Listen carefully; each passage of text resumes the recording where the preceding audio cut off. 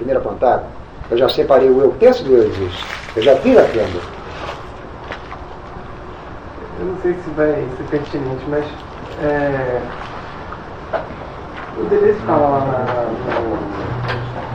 repetição para esse livro das três síntese, né? A terceira é a forma pura do tempo.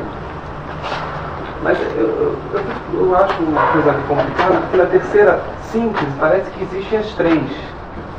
A terceira vai juntar tudo. E é quase como se ele falasse que a segunda síntese não é suficiente. Não é? Você está dizendo então que mesmo o cinema moderno que trabalhou com essa síntese não foi suficiente? Olha, você está levantando a grande questão que inclusive o Proust levanta e o Deleuze aponta. O Proust viveu a mesma coisa, ele verificou que a segunda não era suficiente. Ele precisou da terceira. O cinema terá feito a terceira? Nós vamos examinar. Se ele foi mais longe, se ele foi além da segunda. Nota-se isso com muita perfeição nesse livro de Deleuze que é a filosofia. Muita perfeição, nota-se o Deleuze já dando uma pontadinha no Bergson. Porque ele está indo para a terceira síntese. Porque essa terceira síntese... na segunda também, né? Me parece que sim. O Bergson só fala do passado coexistente. Do passado coexistente. O Proust não. O Proust Deleuze aponta aqui. Que o Proust não quis ficar nessa segunda síntese. Se nós começarmos a discutir sobre a segunda, sobre a primeira e sobre a terceira, sem integrar o domínio delas, é uma idiotice. Não, tá perfeito. Vocês entenderam? Nós temos que ter, certo, uma curiosidade nítida, mas nós temos que ter o domínio. Ter o domínio integral disso daqui, porque o Deleuze não está atacando isso como se fosse uma coisa delirante. Ele quer dar conta da ciência, da filosofia e das artes. Isso que ele quer dar conta. E todo o problema do obstáculo da opinião. O terrível obstáculo que é a opinião para a vida humana. Isso que ele quer. Então o trabalho do Deleuze é literalmente como no século XIX os alemães exultavam porque surgiu uma filosofia nova com Kant. Não sei, mas eu acho que o século XXI vai exultar com a nova filosofia do Deleuze. Foucault não achou isso, né? Eu acho que sim.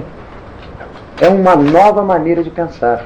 E essa maneira de pensar, ela não pode perder nada. Ela tem que dar conta de tudo. E é isso que o Deleuze está fazendo. E é isso que nós estamos tentando fazer aqui. A dificuldade é extremada. Fala. Porque esse negócio é importantíssimo para mim, essa questão. De qualquer forma, a segunda síntese do tempo, quer dizer, quem trabalha com a segunda síntese do tempo, por exemplo, no cinema, ainda está trabalhando com uma narrativa do falso, como diz o Deleuze. Tá. Mas, quer dizer, então, na verdade, ele estaria saindo do bom senso. Tá, saiu de uma certa? Saiu. Agora, saiu. Quer dizer, encontra de uma certa forma o caos. Encontra o caos. Mas não encontra aquilo que você já falou na aula anterior. Você sabe que é uma coisa que aquilo do pós-homem, né? Ele encontra o antes-homem, não o Cláudio, eu ainda tenho dificuldade para te responder isso, viu?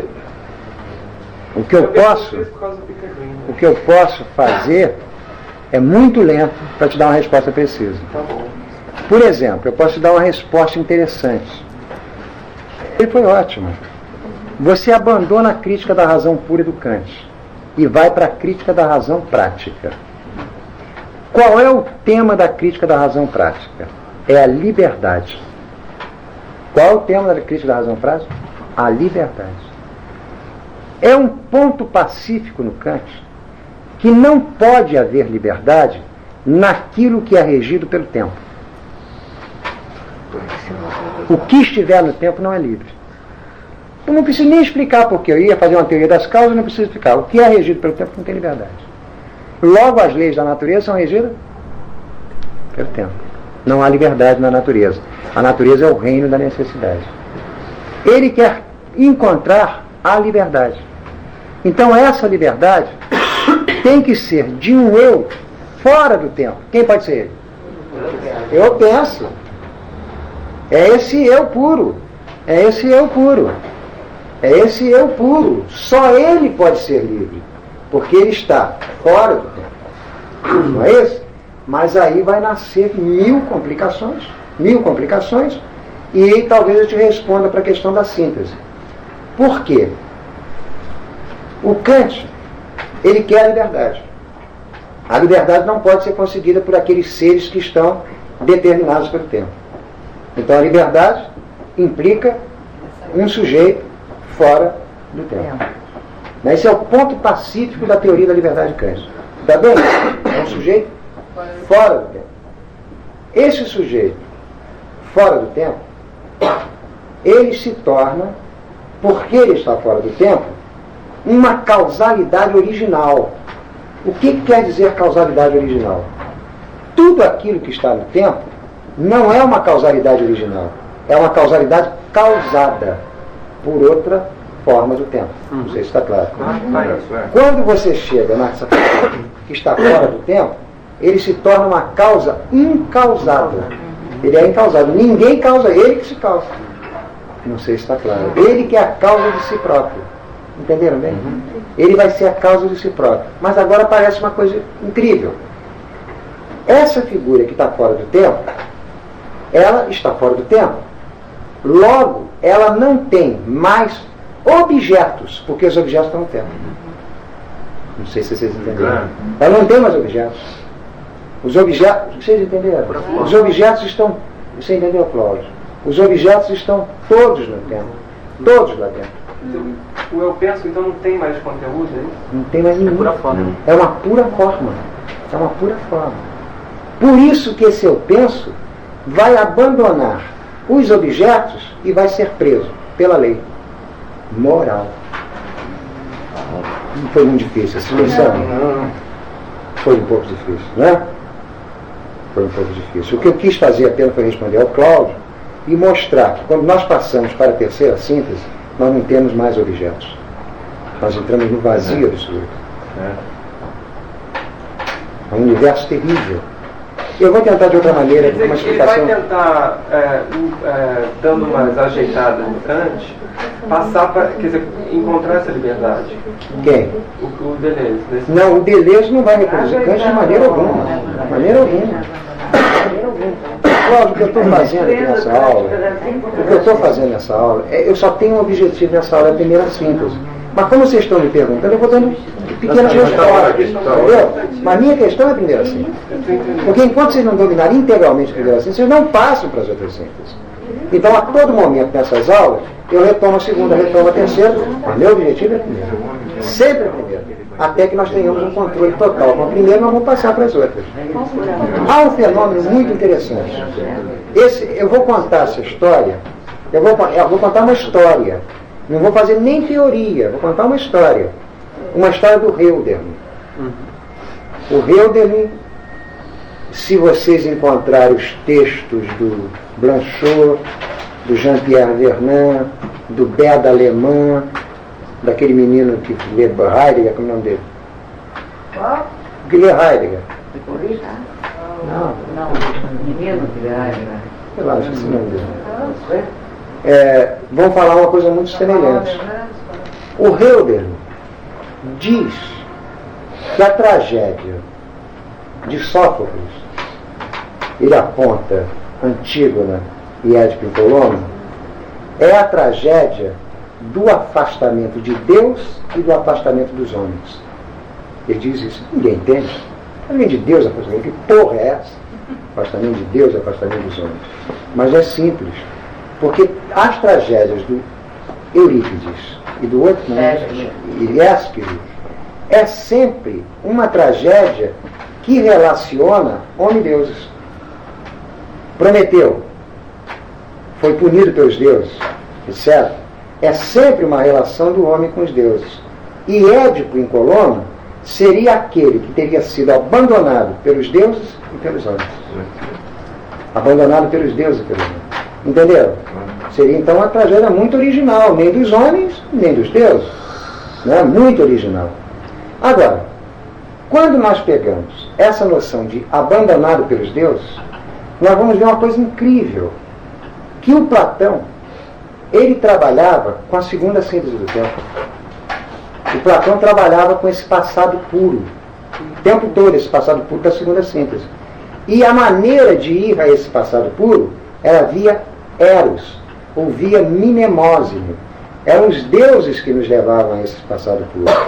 Se por acaso é verdadeiro o que Hegel está dizendo, os deuses afastaram os olhos de nós, os homens afastaram os olhos de nós, Significa que Édipo perdeu o passado puro e perdeu o presente. Perdeu as duas primeiras sínteses. Não sei se vocês entenderam. Perdeu as duas primeiras. Vocês entenderam? É exatamente isso que o Hölderlin chama de cesura. Entrar na pura forma vazia. Foi bem assim? Esse é o elemento indicador. Para vocês entenderem esse texto dificílimo do Hölderlin. É porque o Hölderlin está fazendo uma experiência incrível. Está fazendo a experiência da terceira síntese.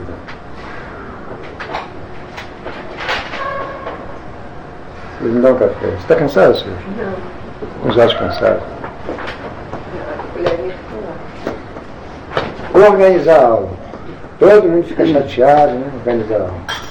Organizar.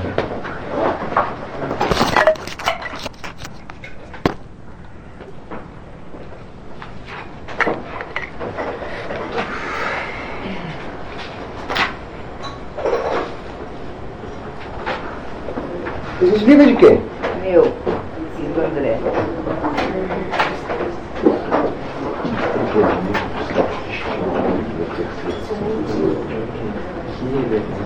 Bom, eu posso dizer agora para vocês o seguinte, preste atenção. A primeira síntese do tempo constitui o presente no tempo. Está bem dito isso? Esse presente passa ou se desfaz? Passa. Ele tem uma direção? Fundou a flecha. Diz o Deleuze aqui, com todas as letras, diz claramente isso daqui. A síntese passiva ou contração é essencialmente assimétrica, vai do passado ao futuro no presente, portanto do particular ao geral, e assim orienta a flecha do tempo. Bom, vou fazer uma pausa aqui. Preste atenção.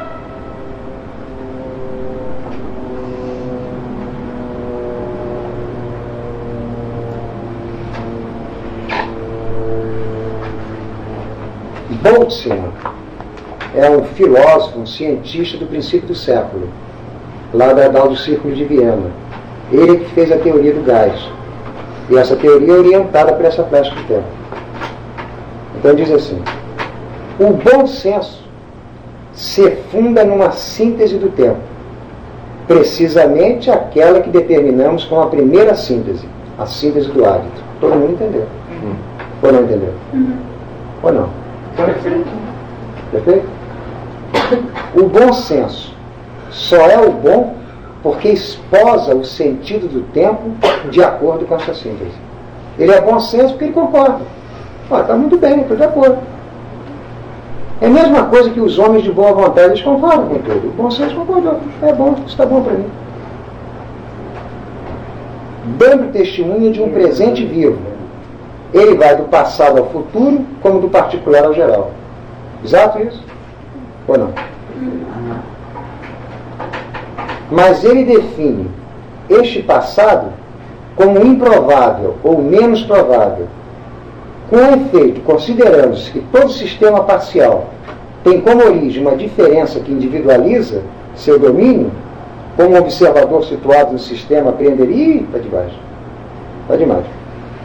Bom, o que está acontecendo aqui é que o Deleuze vai pegar o Boltzmann, que vai fazer uma teoria fundada nessa síntese, que é exatamente a teoria do gás fundada nessa síntese, e o Boltzmann, ao acabar essa síntese, ao acabar essa explicação, ele tem a necessidade de pensar alguma coisa a mais. O que significou que o Boltzmann trabalhou inicialmente no bom senso e em seguida ele começa a entrar em crise. O bom senso começa a levar em crise, ele começa a querer romper com esse bom senso. Não sei se vocês entenderam. O bom senso leva ele a uma conclusão, mas no momento seguinte ele começa a entrar em crise em relação a esse bom senso. Porque sempre que você se submeter a esse bom senso, o processo vai ser sempre igual. Você vai seguir literalmente o passado para o futuro. Você não vai sair disso. E os homens são constituídos para dar conta desse bom senso, para dar conta dessa linha do tempo. Por isso que toda a experimentação da arte, da filosofia e da ciência tem que sair disso aí. Não há como fazer de outra maneira. Se você se mantiver nisso daí, você não faria nada criativo. Eu acho que está muito bom por hoje. Eu acho que foi bom. Não foi? Eu acho que nós começamos a entender esses difíceis capítulos do Deleuze, porque ele não está fazendo nada de ficção científica. Ele está apenas mostrando para nós como que uma síntese de tempo leva o tempo do passado para o futuro. E o bom senso se constituindo em cima. E ao se constituir em cima, ele segue essa trilha. Eu acredito que o Deleuze agora vai ter que nos dizer o seguinte: por que que a filosofia é tão associada ao bom senso? Entenderam a questão? Por que que esses filósofos loucos rompem com esse bom senso? O que está acontecendo aí? Que seu Platão, seu não sei quem, seu Aristóteles, todos eles aceitam o bom senso. Chega o Nietzsche para aceitar. É tão extremado isso que o Descartes vai dizer que o bom senso é a coisa melhor distribuída na vida. Todos têm bom senso. Ele faz uma exaltação do bom senso. E o Deleuze diz que o bom senso envenena a filosofia. É o veneno da filosofia. Então toda a obra dele é mostrar que fazer filosofia, mas também fazer ciência, fazer artes, é fundamentalmente quebrar o bom senso. Então está muito bom essa aula. Posso só fazer uma última perguntinha? Você, quando falou que o eu penso, então, é do Kant, tentando responder a minha pergunta, você disse que não havia liberdade na natureza, que a natureza é o reino da necessidade. Bom, que a liberdade estaria no eu penso. Aí você disse, então você mostrou que o eu penso era pura forma. Pura forma. Não tinha conteúdo. Não tem. E que a terceira síntese é exatamente isso. É a pura forma. O que você está querendo chegar é nessa pura forma. É porque o Kant... Nesse sentido que eu falei... Sim, é uma pergunta fantástica, mas a resposta vai ficar muito imprecisa para você. É porque o Kant, quando encontra isso, ele vai dizer que essa pura forma do eu penso vai ser modelada pela pura forma da lei. Moral, já não é mais lei da natureza. Ele prende o sujeito nessa forma da lei. Isso fica muito vazio, muito pouco explicado para você. Viu? Então o Kant vai constituir a nossa liberdade pela moral. Liberdade para ele é vida moral. Nós só somos livres pela moral. O Deleuze vai querer romper isso. Mas isso ainda fica muito vago. Eu acredito que eu vou poder unir isso muito bem quando eu falar em sublime, quando eu falar em belo, e mostrar para você que determinados povos, por exemplo, o povo judaico, escolheu isso. Escolheu a lei como constituinte moral, mas porque eles encontraram o vazio. Ficou muito difícil, não é? Bom, o que implica em dizer que a primeira crítica de Kant, né, a crítica da razão pura, em 15 minutos, né, foi mais ou menos elaborada na sensibilidade lógica, a forma do tempo dividindo esses dois aí, e começando a distinção do eu penso e do eu existencial, nós começamos a entrar na categoria de eu. Nós temos 3 eus, hein, para lutar, hein? Eu receptivo, eu passivo e eu penso. Os 3 eu que nós temos. Esses 3 eu vão voltar para nós. Ficou bem?